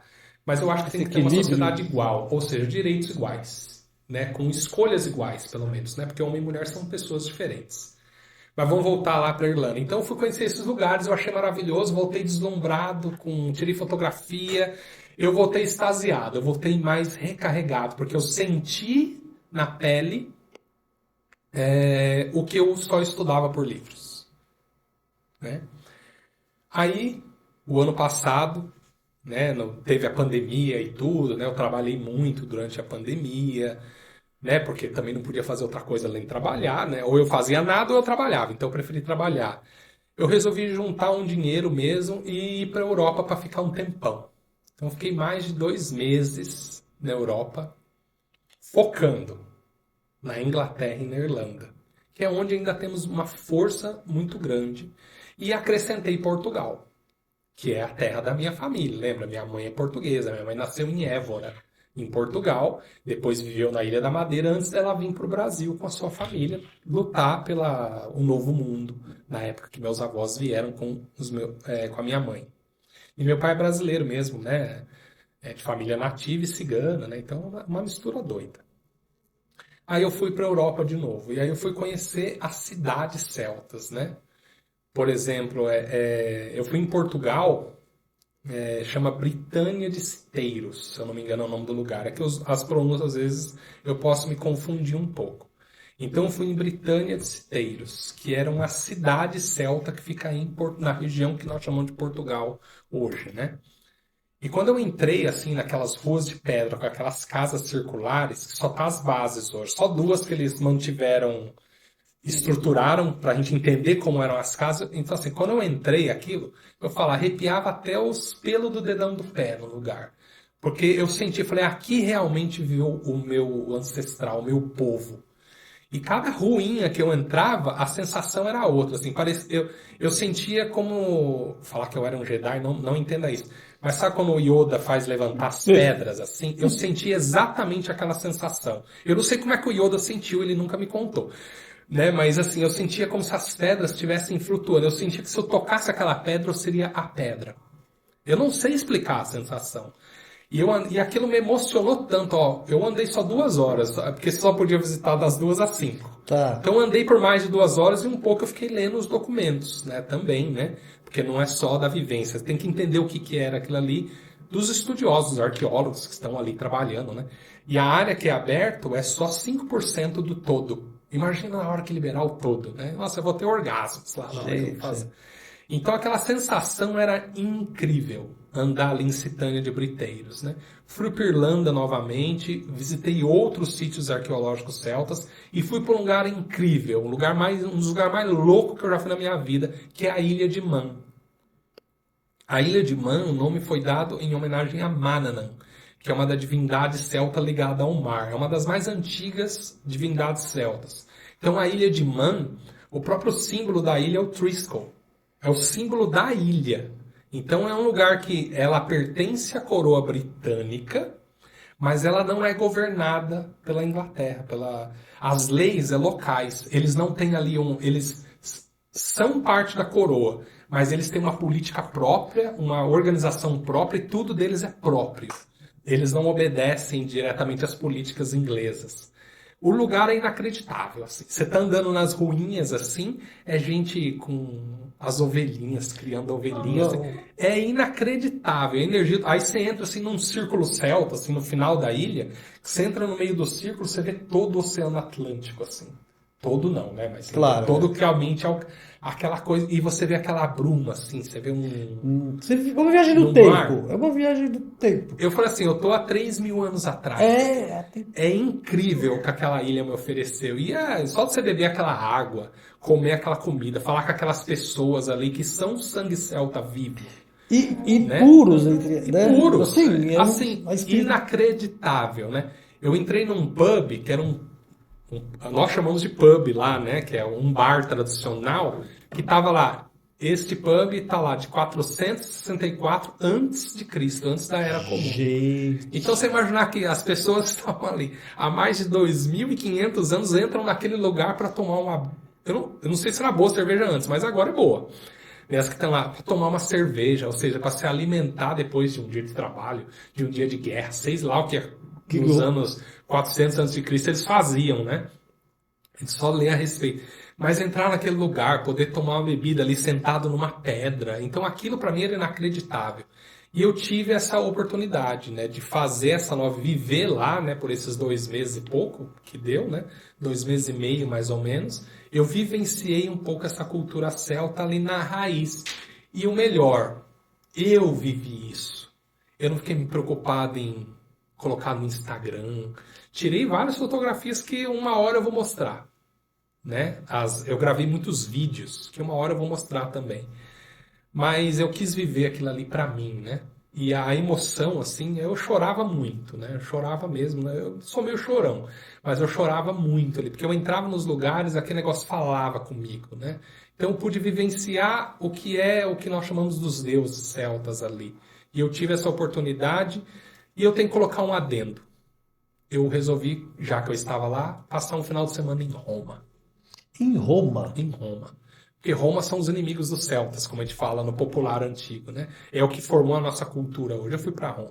Falei, não, eu vou. Vamos lá. Eu também chorei. Porque quando você entra na fonte de Trevi, você vê aquela coisa ali que você fala que tá ali há centenas, centenas de anos, feito para Zeus, e tá lá Zeus, assim, naquele poder dele, é inacreditável. Eu entrei no Coliseu, eu pude sentir a dor de muitas que morreram ali. E imaginar que ali eles levavam elefante, leões. Então você olha aquilo, você fala, o que era o mundo antigo? Né? Olha a cabeça desses caras. Você sente, ressoa, né? Aquela Ressoa. vibração tá ali ainda, né? Ressoa. Então, assim, foi um lugar que também me chamou muita atenção. Eu não senti que eu era um inimigo ali, né? Porque os bárbaros, que a gente chamava os antigos, eles tinham uma coisa que hoje a gente vê muito pouco. Que para mim é uma das coisas que mais falta, que é a honra. A Nossa. honra de lutar pela vida. Então, se eu quero lutar com você com honra, é eu contra você. O melhor vai vencer daquele momento, né? Então existe uma honra. Hoje não, hoje é se eu falar pra você, você fez isso de errado. Todos os meus amiguinhos, mais os meus amiguinhos, mais os outros amiguinhos, vai bombardear você porque você não presta, Tá complicado. né? Então hoje não tem honra nenhuma, porque eu tô falando mal de você, eu nem sei quem é você, nunca vi. E eu vejo muita gente falando mal de mim, pessoas que eu nunca fiz nada pra essas pessoas, mas entra nessa febre. Né? Tem gente que até paga pro outro falar mal, porque ó, você tem não sei quantos mil seguidores, faz isso pra mim que eu te pago. Lança só uma notinha lá, ai, como as pessoas são ruins, e anexa ali o nome da pessoa. Eu já vi gente que pagou pra outro fazer isso. É Então, organizado. eles tinham uma questão na guerra deles que era a questão da honra, que nós não temos. Então eu tive que colocar de adendo esse negócio de Roma, que eu fui e foi fantástico. E isso me gera o maior problema hoje na minha vida, sabia? Porque vivenciar tudo isso é inacreditável. E como é que eu mostro isso para as pessoas? Como é que você mostra isso Como que para a as gente pessoas? mostra às pessoas? Essa é uma pergunta muito difícil de responder. Por isso que eu acho que eu estudo tanto e tento cada vez mais mostrar para as pessoas através do processo de cura, seja do xamanismo, seja da arte-terapia ou qualquer outra coisa, para poder levar um pouquinho desse sentir, para que a pessoa possa vivenciar isso na vida dela, no grau que ela quiser para a vida dela. Ter essas experiências fantásticas. Porque eu me sinto extremamente honrado de ter vivenciado a vida como eu vivi até hoje. Eu só tenho 46 anos de idade. E tenho muito mais a viver e vou viver muito mais ainda.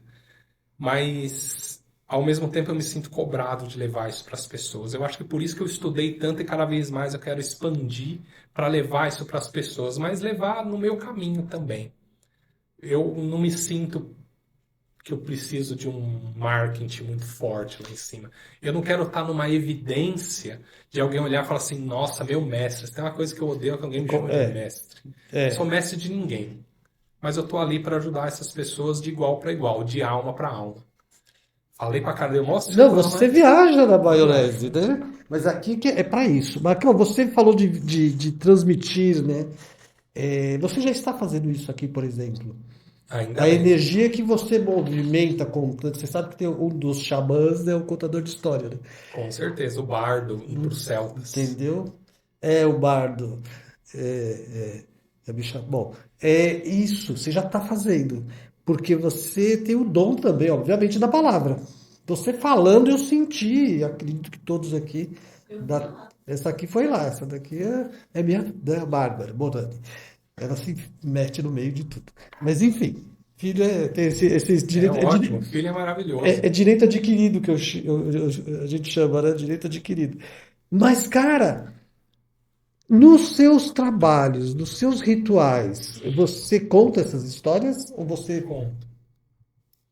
Eu conto essa história porque eu faço 8 rituais por ano, né? Que são Os equinócios, os solstícios? equinócios, solstícios e fato os quatro rituais celtas, né? O Beltane, Imbolc, né? O Samhain, o Lughnasadh, que são esses 4 grandes festivais celtas. E nesses rituais eu conto um pouco das histórias dos antepassados dessa época.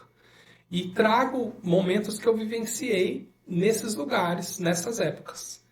Então eu conto um pouco dessas histórias, eu trago isso muito dentro dos meus grupos de estudos, né? Eu formo alguns grupos de estudos de vez em quando, para ensinar um pouco do xamanismo celta, e eu trago um pouco dessas experiências, para que as pessoas falam, vivenciem, né? Trazer para elas, vivencie o caminho, e não só vem aqui aprender, né? Um parênteses da sua fala é um bom. Por exemplo, a pessoa chega em você perdida, que é uma coisa que está acontecendo muito comigo. Perdido. Perdido por quê? Porque nada mais faz sentido. Aquela coisa de Matrix, que eu não caio a ficha, Exato. só que você não enxerga nada, né?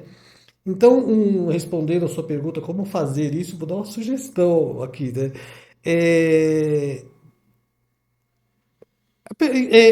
conduzir a pessoa para ela se encontrar com ela mesma, ou seja, com a Uhum. ancestralidade, e ela entender o que veio fazer aqui, e trabalhar para comprar uma passagem e lá sentir o que você sentiu. Não é, Exatamente. cara? Porque aí, Exatamente. meu, A sabe? pessoa tem que vivenciar esse caminho, né? Eu sei que nem pode ser que a pessoa vivencie isso e talvez ela nunca faça uma viagem como essa.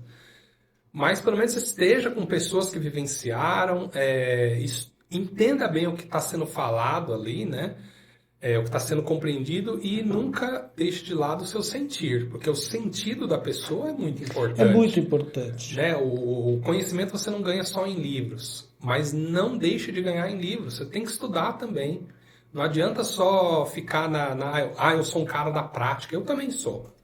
Mas eu tive que uma Tem hora que. me render deixa eu ler o que esses caras estão falando. Foi onde eu conheci a Citânia de Briteiros. Eu falei, opa, tem uma cidade celta em Portugal? Como assim, né? Como assim? Eu vou lá citar. E aí você começa a ir atrás desses lugares também, né?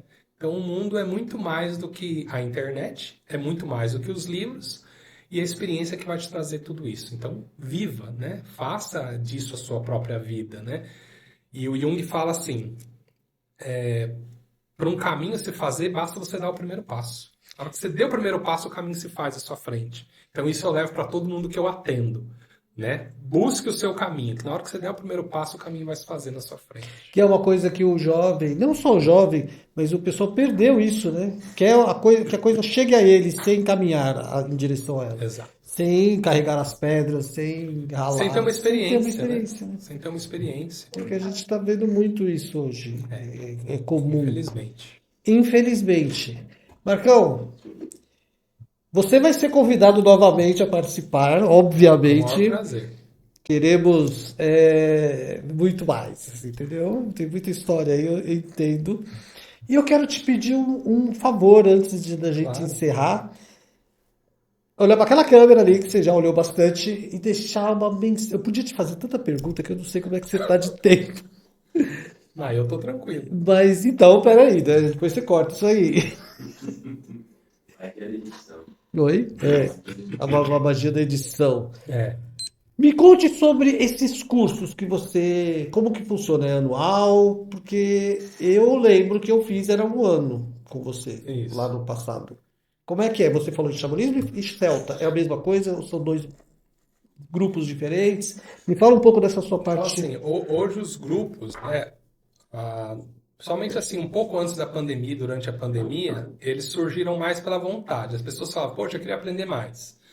Então, vem aqui. Eu trazia a pessoa, ensinava algumas coisas para ela poder tomar ali o próprio rumo, né? Mas como que eu gosto de fazer isso? Como que é aberto esses grupos hoje? Eu vou vendo as pessoas interessadas que vão fazendo perguntas para mim, vão se interessando.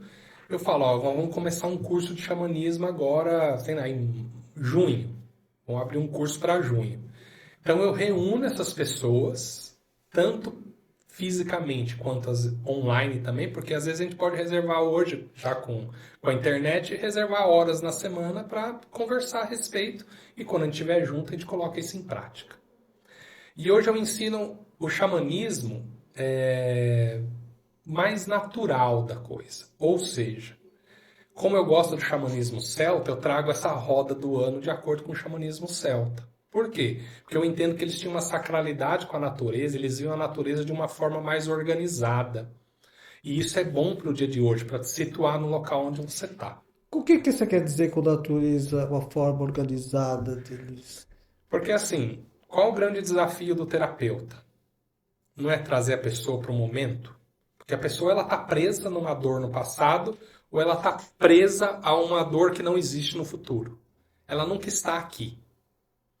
E quando eu falo estar com a natureza organizada, o que a natureza é neste momento? Nós estamos no fim do outono. A força do inverno já está entrando. Então eu estou situado em um lugar.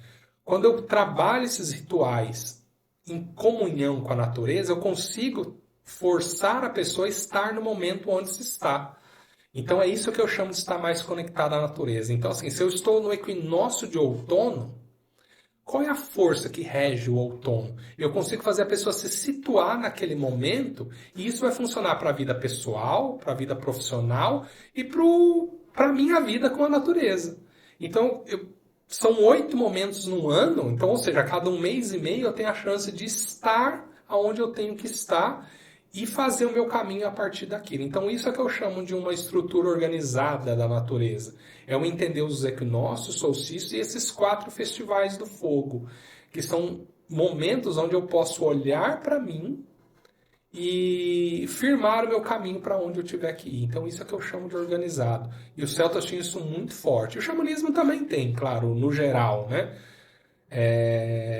Diferente do brasileiro, os indígenas não tinham muito essa visão. Eles tinham a visão lá do leste-oeste, norte-sul, claro, a força do fogo, do ar, da terra, eles tinham. Mas eles não tinham tantos festivais quanto os celtas tinham. Por quê? Porque o Brasil é tropical. Calor, né? A exceção do extremo sul ou do extremo norte, que é mais quente lá e mais frio lá. Então eles tinham menos essa... Por quê? Eles viviam inserido a essa realidade deles. Se situa mais presente no momento onde você está, que é o desafio da terapia. Trazer a pessoa para o momento. Pro agora. Para o agora, para que ela não tenha medo do passado, medo do futuro, ou dores no passado, ou supostas dores no futuro. Ou seja, nesses ritos, vamos falar de uma forma diferente, de repente você vai para o rito, você zera esse passado, você se despede desse ciclo e limpa a mente para começar um novo ciclo. Exatamente. Ou seja, a gente sempre honra o passado, sempre traz o que me levou a este momento. E dali a gente planta novas coisas para o momento que vem a seguir. Então a gente busca fazer a pessoa se sentir naquele momento, né? Ter a oportunidade a cada mês e meio de olhar para ela e falar, poxa, vou firmar o meu caminho, vou saber qual é o meu caminho, vou me abrir a esse caminho, porque cada um vai estar num tempo, no né? tempo, E então você traz isso para aquelas pessoas, né? E terapeuticamente isso funciona muito bem também, que é o desafio, trazer a pessoa para o momento em que ela está. Porque muitas vezes ela está presa ao passado. E ainda mais com essa tecnologia, que você não está preso em lugar nenhum, né? Você está preso na vida dos Exatamente. outros, no sonho dos Exatamente. outros. Eu falo que é a vida do surfista, que sempre está vivendo o verão, né? As maiores ondas, as melhores praias, nada contra os surfistas, ó, adoro surf. Mas ele sempre está indo aonde a onda está maior, aonde o verão está bombando, né? É o trabalho dele, né? Poucos conseguem viver Poucos assim, só. com esse privilégio todo, né? Exato. E você, Marcão, você que tá casado, como é que. Sim, eu sou casado com uma arte terapeuta Ah, também, é, né? com a Vanessa Gaspareto. É uma mulher incrível, assim, que eu adoro estar com ela. Uma, não é nem uma paixão, é um amor mesmo, né? Porque eu me apaixonei por ela, amei ela e vivencio essa paixão, esse amor diariamente. É uma pessoa incrível, né? Eu tenho dois filhos, né, do meu casamento anterior. Ela também tem duas filhas do casamento dela anterior. Então Que hoje a gente tem legal. quatro, ó, quantos filhos a gente tem, né? Um Né? monte. Mas eu já tenho um neto também, né? Eu já sou avô. Olha só como é que o Com mundo caminha, né? 40, olha que 46 anos já privilégio. sou avô, né? Do Caetano aí, que vai fazer 2 anos agora. Mas eu sou casado, né? Adoro estar casado com uma pessoa que tá ali batalhando o dia dela também. Então, é uma pessoa que está buscando o caminho dela, assim como eu busco o meu. Então, a gente se encontra muito bem juntos, né? E tá ótimo esse relacionamento. Estou muito feliz nesse momento da minha vida. Eu não queria ter passado por tanto perrengue na vida, não. Mas se eu soubesse que ia chegar aqui neste momento, eu passaria por tudo de novo. Talvez se você não tivesse passado, você não teria Não chegado, estaria aqui, é não verdade, é é? verdade. E como é que é essa vida de terapeuta, né? Que você atende, tem os rituais, tem e você toca, que eu sei que você também de vez em quando, né? Uhum. Músico e não sei o que, celta, e vai aqui, vai ali. Casado. Os filhos todos estão grandes, ou tem filho pequeno? Como Não, é não que. tenho mais filho pequeno. O meu filho fez aniversário essa semana, né? Faz 3 dias que ele fez aniversário, ele fez 15 anos, Manda um beijo, sabe aquela coisa, né? né? Beijo, Juan. Né? E, então, assim, já são todos adolescentes e a minha filha mais velha já é adulta, Já tá casada, com a já tem vida. filho, né? Já tem uma vida encaminhada, né? Pedagoga, né? Então já tem lá todo um trabalho dela, ela com o marido e o filho dela, né? Para mim, tudo faz parte da minha vida.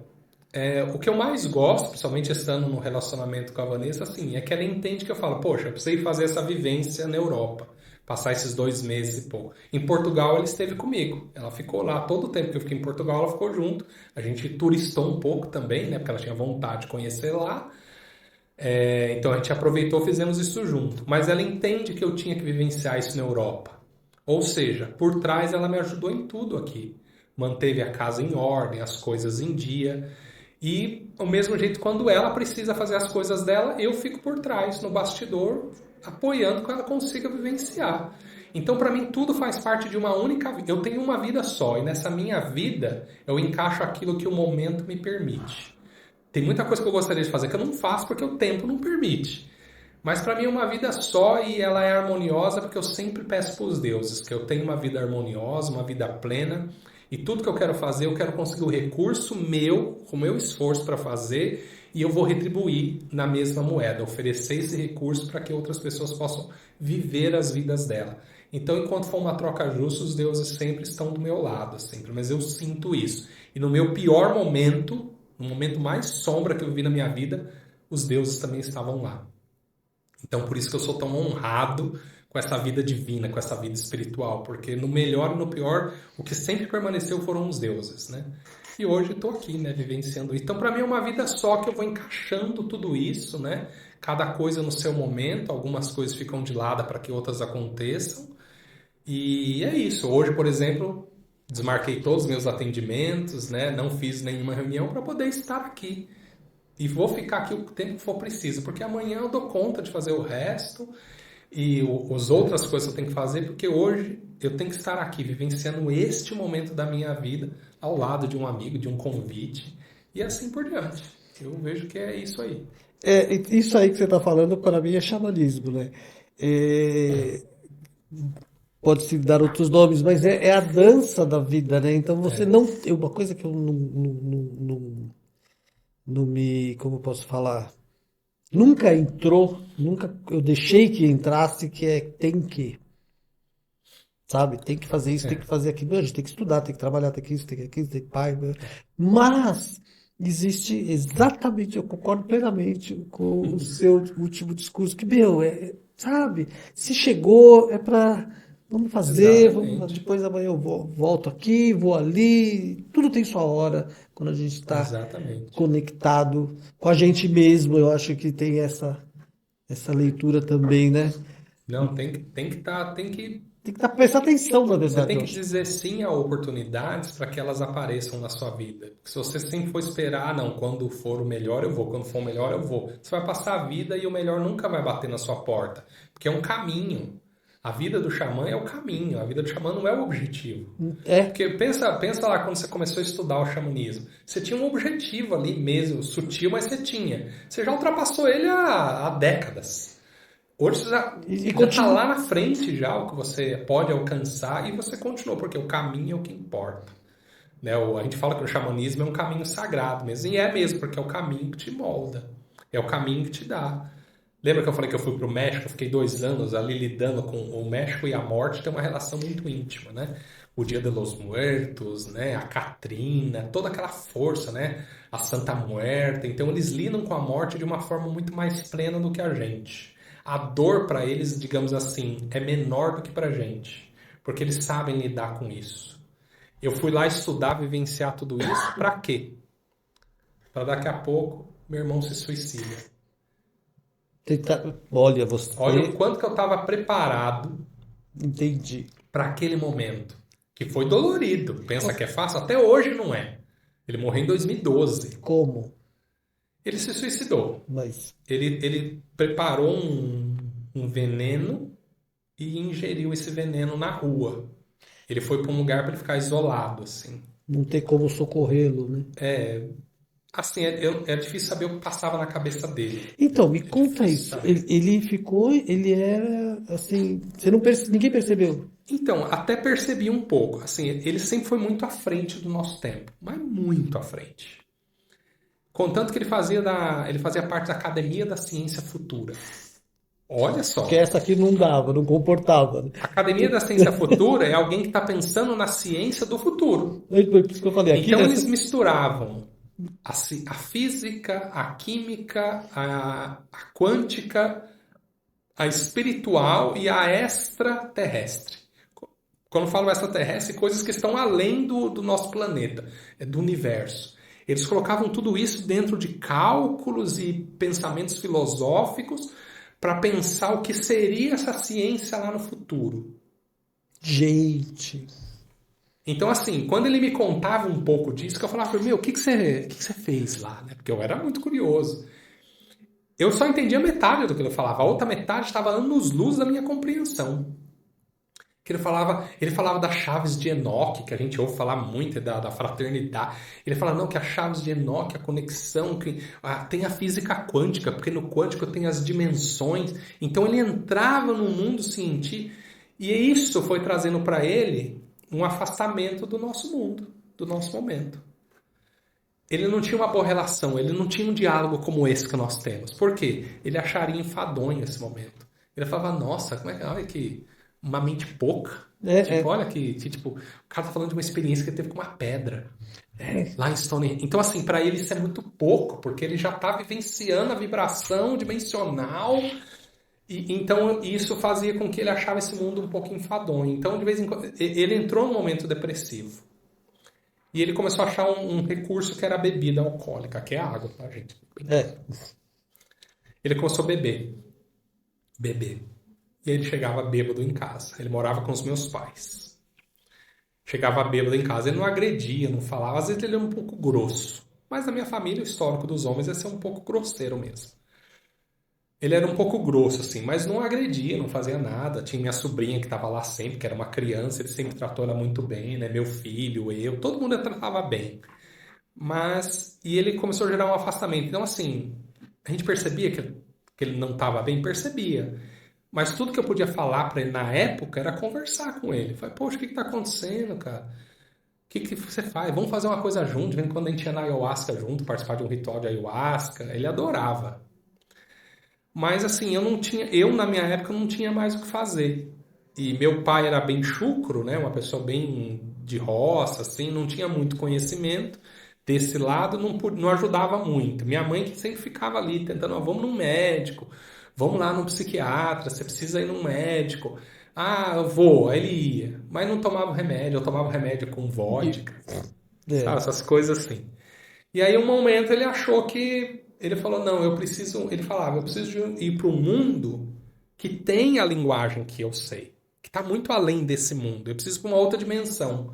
Então ele tinha isso na cabeça dele. E um dia ele preparou uma química lá, não sei te dizer o que que é, saiu de casa e ingeriu isso e morreu. Se suicidou, foi encontrado o corpo, alguém viu, ligou para a polícia, tudo aquele e aí é onde entra a nossa história, né? A gente ir atrás, reconhecer corpo e esperar o IML liberar e faz autópsia. E lá na autópsia que a gente viu que ele ingeriu veneno. Então isso foi muito dolorido. Foi tão dolorido que meus pais não suportaram. Meu pai morreu um pouco depois. Pouco, assim Pouco mesmo. assim, menos de um ano, menos de um ano e meio. Se sentindo extremamente culpado. E minha mãe um pouco depois do meu pai. Com a mesma coisa. Uma hora minha mãe estava com câncer de mama, minha mãe não tinha nada, era sadia. 6 meses depois que meu irmão morreu, câncer de mama, espalhou pro pulmão, pro fígado. E o que eu falo, somatização mesmo. Sabe aquela problematização? Ela se sentia culpada, com certeza. Por isso que eu falo que é uma dor essa culpa. Tem que se livrar dessa culpa. Ela não era culpa dela, mas ela absorveu e começou a desenvolver vários cânceres no corpo. E aí eu levava ela toda segunda-feira na quimioterapia. Eu e meu irmão intercalava. Uma segunda eu levava, outra segunda eu levava. Meu irmão, que é um pouco mais novo que eu. Mas uma hora ela falou assim, eu não quero mais lutar contra isso. Eu quero lá me encontrar com seu irmão, com seu pai. E aí ela se entregou. 10 dias depois ela morreu. A gente se despediu dela, tudo, né? Já que ela queria ir. Foi consciente, Eu né? sabia que ela iria. 10 dias depois ela morreu. Né? E olha o efeito que a Dominó. reverberação, né? Óbvio, não estou culpando o meu irmão, nem ninguém, né? Mas foi um período bem trash. Para mim, né? Eu estive preso àquilo, toda aquela situação, né? E a hora que morreu todo mundo, minha mãe morreu, eu me tornei o irmão mais velho, com um irmão novinho dentro de casa, meu irmão tinha 14 anos, o mais novo. Nossa, bem Né? novo. O Matheus, e meu outro irmão Marcelo, que tem hoje 40 anos. E eu fiquei tudo. Aí na hora que, digamos assim, que relaxei, eu tive um derrame. Um derrame, Marcão. Com 40 anos de idade, na véspera do aniversário. Tive um derrame. A pressão, né? Aquela tensão. Estresse, né? O estresse que ocasionou. Porque a minha saúde estava ok, mas eu tive um derrame. Quase morri. Quase morri. Que efeito dominó, né? Efeito dominó, porque você entra naquela vibração e é difícil. Por isso hoje eu faço questão de ajudar principalmente as jovens adolescentes ou pais que têm essa situação de suicídio dentro de casa. Porque, então, é interessante. E o que você diria para os familiares? Eu não estou nem falando do suicida em si, porque atingiu a família inteira, né? De uma Atingiu a forma família inteira. incisiva. Foi uma Imagina, coisa- que pai quer enterrar um filho? É. É inconcebível. Você não quer pensar numa Não, coisa não, dessa. não é natural, Não né? é natural, não é. É uma dor insuportável, né? E assim, o que eu diria para os pais é assim: amem os seus filhos em primeiro lugar. E filhos, amem seus pais. A gente tem que ser adolescente, tem que ser criança, adolescente, nós temos que ter aquela Rebeldia, né? rebeldia, saber os nossos limites, temos. Mas respeite ao menor sinal real de que os filhos não estão bem, de que tem alguma coisa que está errado, pega na mão, com carinho, com amor e leva num médico. Leva numa pessoa que vai olhar, vai analisar, que vai saber ultrapassar essa rebeldia. Não, tá tudo bem, tá tudo certo. Porque o adolescente, principalmente, eu falo sempre do adolescente, que o adolescente geralmente tem esse impacto. Ele sempre tá certo, né? Já viu algum adolescente errado? Eu não conheço nenhum. Todos são Todos certos. estão certos. Naquele momento pode ser que ele esteja certo para aquela situação da vida dele, mas na verdade a vida é muito maior do que estar certo ou errado naquele momento da adolescência. Eu conheço muito adolescente que cuidam dos pais, são maravilhosos. E ele não tem tempo de ter rebeldia, então esse problema talvez apareça no futuro dele. Espero que não, mas às vezes acontece. Então, assim, amem seus filhos e ao menor sinal de que aquela criança está muito isolada, de que aquela criança, quando eu falo criança, o jovem, né? Até ali os seus 18, 19 anos, ou mais do que Até isso, mais se for hoje preciso, em né? dia. Tá muito isolada, ou que tá negando muito alguma coisa, ou que o hábito alimentar não tá muito sadio.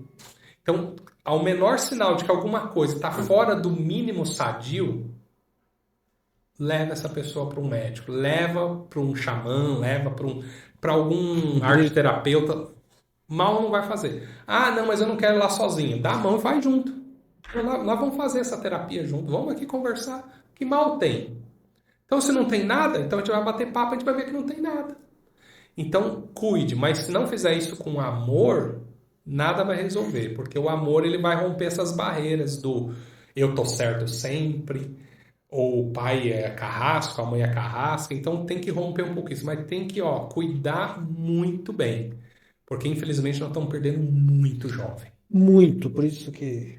Muito jovem que, assim como o meu irmão, que já tinha 40 anos de idade, estão olhando e estão se sentindo num vazio. Porque na nossa época cobravam os pais, você tem que estudar para você ter um bom emprego, ter uma casa e um carro. O sucesso da vida antigamente... Aposentar e ser feliz. Aposentar era ter a casa, um carro, aposentar e ser feliz. Hoje já mudou isso. Mas imagina o jovem num mundo altamente competitivo como o de hoje. Mas muito competitivo. Ele não sabe o que ele é, porque hoje nós temos 5.000 profissões a mais que nós não tínhamos antigamente. E uma coisa, exatamente, que eu atendo pessoas assim, como tem muita informação desde pequeno, você chega na época da faculdade, você pode ser o que você quiser. Isso piora. Antes não, era engenheiro, qualquer médico e advogado. Era advogado. Muito menos, né? Agora tem um mundo. E o cara fica mais perdido, mais confuso, mais se isola, porque não atende às necessidades da sociedade, porque ele não escolheu. Ele sabe que ele pode ser muita coisa, então ele tem dificuldade de escolher o primeiro. Mas lembra que eu falei? Para o caminho se fazer, basta dar o primeiro passo. Dá o primeiro. Poxa, eu acho que eu vou fazer engenharia, eu acho que eu vou fazer medicina, eu vou fazer psicologia, eu vou fazer web designer, né? Porque hoje temos essas todas. Dá o primeiro passo, que o resto vai se fazer. Né? O problema é dar o primeiro passo. Só que às vezes ele assusta nesse mundo, né? No mundo de youtubers lindos, famosos, maravilhosos. Né? Quem que é você nesse mundo? Seja você mesmo, né? Primeiro, eu sou daquela época que você falava não para tudo, pegava a mochila, jogava nas costas e estaria por aí. É lindo fazer isso, eu não vejo tanto mais hoje. Não, hoje não. Mas é onde você se encontra com você mesmo, né? Exatamente. Sabe? Hoje você vê jovens de 15, 16, 17, 18, 20 anos com os pais levando na porta da escola até hoje. Na escola, não. Não, porque é perigoso lá fora. É perigoso lá fora. Sempre foi. Mas você tem que botar o pé e enfrentar esse perigo. Exato. Não tem jeito, não tem outro jeito. Claro que você não precisa andar pelo lugar ruim. Anda pelo melhor caminho. Vai com os colegas. Isso. Pô, você vai junto. Pai, me ensina a fazer... Minha sobrinha agora, ela tá aprendendo a andar de ônibus. O pai dela, a mãe dela ensinou ela a andar um pouco. Agora... Não, eu tenho minha carteirinha de estudante. Vai para todos os lugares de ônibus. E tem que deixar. Porque senão você começa a criar uma redoma em cima de um filho ou uma filha que é tão frágil que a primeira pessoa na rua que falar com ela vai gerar um trauma. Vai gerar um trauma. E gera. E não só... gera. Tem um caso que apareceu para mim, eu tô falando de 33 anos, o cara foi falar bom dia, a pessoa travou, entendeu? Na rua, nunca andou de metrô, sabe essas coisas? Travou. E é bombardeado. Então tudo é ruim hoje em dia. Tudo é ruim hoje em dia. Não pode ser assim, você tem que viver a vida. É igual você aprender a dirigir. Você tá sujeito a bater o carro, tá? Você vai dirigir para bater? Não. Você vai tentar fazer o melhor que você pode. Mas pode acontecer? Pode. Você vai evitar? Nem sempre. É a mesma coisa, não adianta você querer aprender a dirigir e falar, não, eu vou dirigir, mas bateu, ai meu Deus, faz parte da vida. Faz parte de você andar e cair. Lembra quando você era bebezinho que você levantava e caiu? Quantas vezes você não caiu? É que você não lembra. Eu também não lembro, falo a verdade, né? Mas a gente vê o bebê levantando e caindo, e isso não impede ele de andar. Daqui a pouco ele tá andando, correndo, ele nem lembra que ele caiu mais. Vira experiência, vira cicatriz, né? Então esse é o problema. Então aquele momento do bebê engatinhar, cair, e levantar para andar, a gente tem que fazer isso com o adolescente, com o jovem, com os adultos, para que eles possam caminhar sozinhos sem o medo de cair, porque vai cair. Que vai, é parte da prática da pessoa. Da maturidade, que você aprende a cair, depois você aprende a levantar, e depois você aprende a não olhar para trás. Fica tudo, como diria o popular antigo, fica tudo frouxo, né? Eu estou usando uma linguagem popular, né? Fica tudo frouxo e na primeira situação é enganado, É, né? Porque o nosso primeiro amor a gente achava que ia ser amor para a vida inteira, né? Aí eu conheci tal pessoa, é amor para a vida inteira. Se você não passa por aquela desilusão ali da adolescência, que a gente nem sabe exatamente o que é o amor, a gente não vai saber o que é o melhor lá na frente. A gente vai talvez 1, 2, 10, 20 vezes na vida e não vai saber qual é o melhor caminho. É a mesma coisa do engatinhar. Cai muitas vezes para uma hora você ficar em pé falando, agora eu entendi como é que eu equilibro o meu corpo. Traz a mesma coisa para a vida, equilibre sua vida. Então eu penso que é isso. é isso, né? Também, né? Isso é muito. Essa analogia da criança é muito bacana para as emoções, para a mente, para as frustrações que hoje ninguém sabe lidar também, Não, né? é Então é muito cair, difícil. dói, levanta e vai. O não, quantos não a gente ouve? Nossa, nossa. Quantos não a gente ouve, né? Muitos, né? E eu não tento fazer isso só para o jovem, para o adolescente. Eu faço isso nas empresas que eu trabalho também. Porque as empresas eles querem criar robôs. Não sente nada, não. Não querem criar robô que ganha um mísero salário. Eu falo, não, você tem que criar seres humanos profissionais. As pessoas têm que ter escolha, mas, poxa, não, é que eu estou ensinando os jovens hoje, quando eles estão bons, eles vão lá e saem para ganhar mais em outro lugar. Eu falei, então por que você não paga melhor? Por que você não cria um plano para De essas carreira, pessoas? Um plano de carreira legal, né? Faz a pessoa se sentir parte. Não é enganar a pessoa, é fazer isso realmente. Só que quem tá ganhando os milhões não tá olhando quem tá aqui embaixo. Eles são E eu descartáveis. falo isso para a Inclusive. empresa, eu falo assim, não, então não serve para mim, eu não venho fazer trabalho aqui, eu não sirvo para isso. Né? As pessoas gostam muito de mim no trabalho, às vezes com a TI, né? Hoje eu desenho projetos, mais do que efetivamente trabalhar com TI. Eu só desenho, eu não trabalho mais com os computadores, como eu falo assim. Sim. Claro que eu tenho computador, né? Trabalho você todo dia. Mas eu não trabalho mais com a TI mesmo, eu trabalho com as pessoas. Eu desenho grandes projetos, assim, grandes empresas, por exemplo, eu estive na Marinha, né? Pô, Há alguns meses atrás, né? Na verdade faz mais de um ano atrás, desenhando um projeto para a Marinha Mexicana.